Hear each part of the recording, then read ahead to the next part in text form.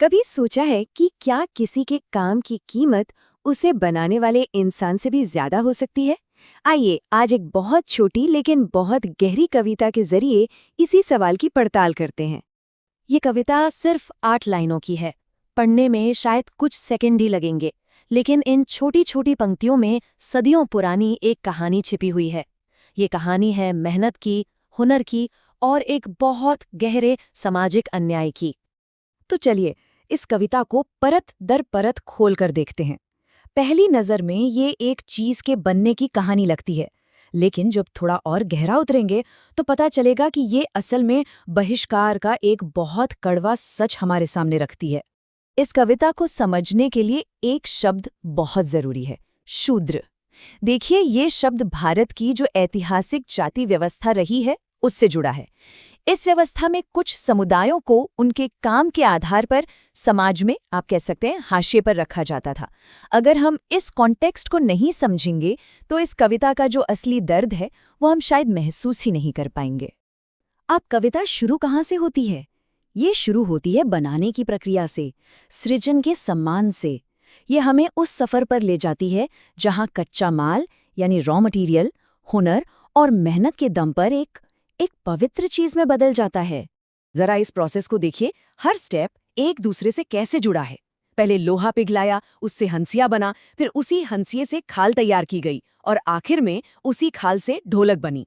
मतलब ये सिर्फ कुछ स्टेप्स नहीं है, ये तो हुनर और मेहनत की एक पूरी चेन है जहां हर कड़ी, हर स्टेप बहुत जरूरी है।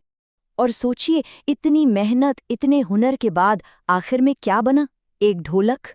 वो ढोलक जो संगीत का, उत्सव का, यहाँ तक कि भक्ति का प्रतीक है।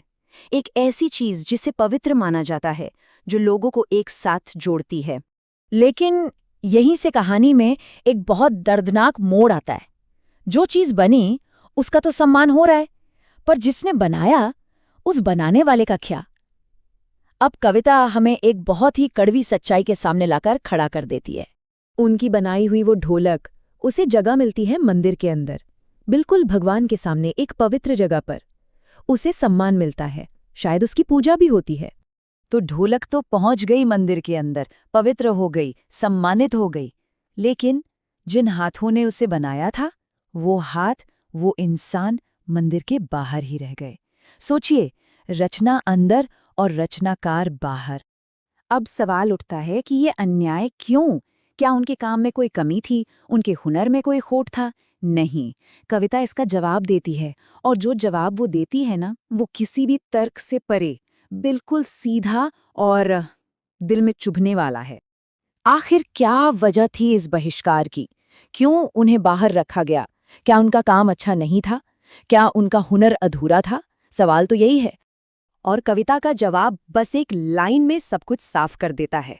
उन्हें बाहर रखा गया क्योंकि वे शूद्र थे।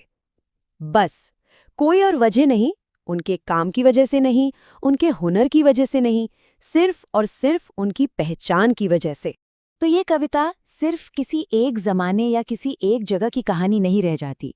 ये एक ऐसा सवाल खड़ा करती है जो हर दौर में, हर समाज में मायने रखता है कि हम काम को और काम करने वाले को आखिर देखते कैसे हैं, उन्हें आंकते कैसे हैं।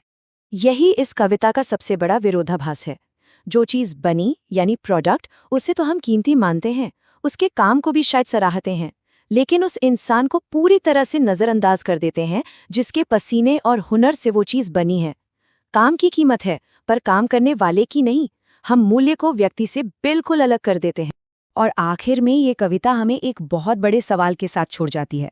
एक ऐसा सवाल जो आज भी उतना ही जरूरी है जितना कल था, कि हमारे समाज में वो कौन सी लाइन है, वो कौन सा पॉइंट है जहां हम काम की वैल्यू को काम करने वाले इंसान की वैल्यू से अलग कर देते हैं। और सबसे बड़ा सवाल, हम ऐसा करते क्यों?